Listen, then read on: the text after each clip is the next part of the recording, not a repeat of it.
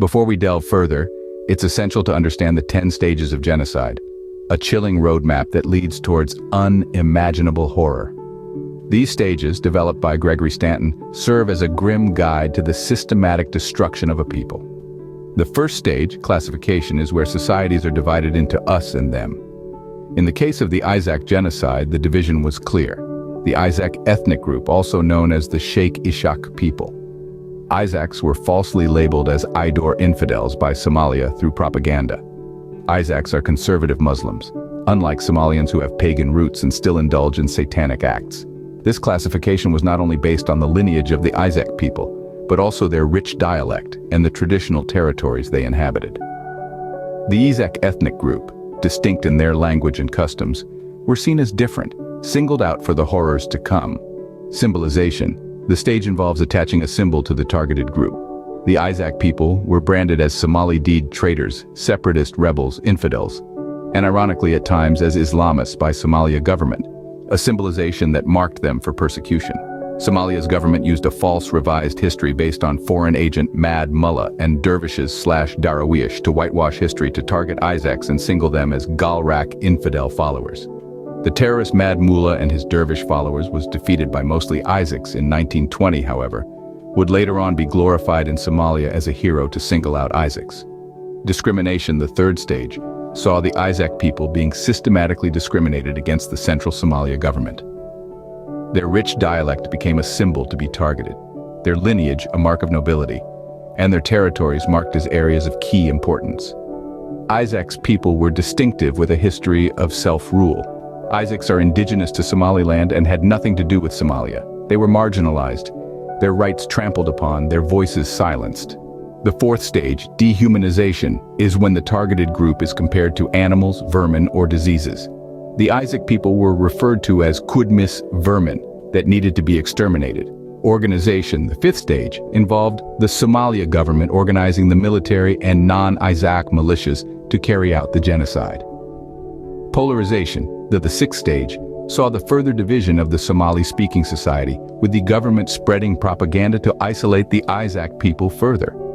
In the seventh stage, preparation, Somalia's government prepared for mass killing by arming non-Isaaq militias and publicly announcing their intentions to wipe out the Isaaq population. Somalia's government created mechanized units, one being called Dabargoynta Isaaqka.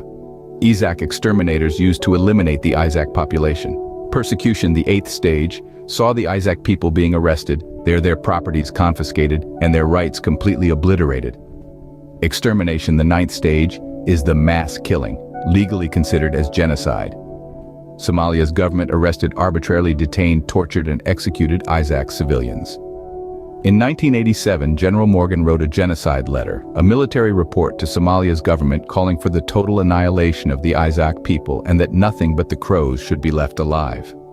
The Isaaq people were brutally mass murdered. It was genocide, not a civil war.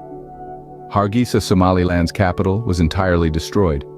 Burko, Berbera, also other towns and villages within the Isaaq territories faced bombardment, death, and destruction. Over 1 million lives lost, 500,000 fled to Ethiopia, another 1 million displaced, and almost 2 million landmines planted in Somaliland by Somalia's government still go off today.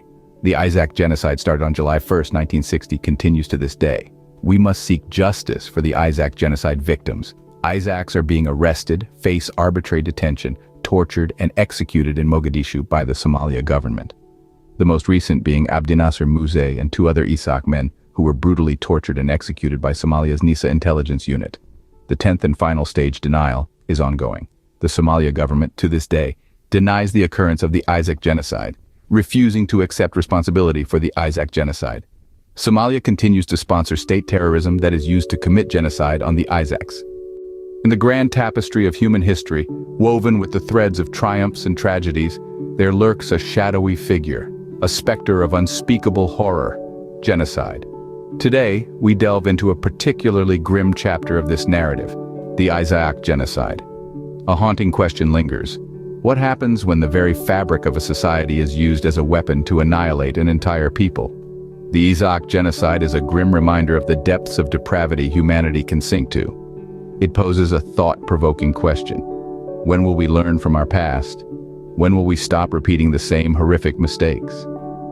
As we conclude this journey into the dark chapters of human history, remember that knowledge is the greatest weapon against ignorance and bigotry.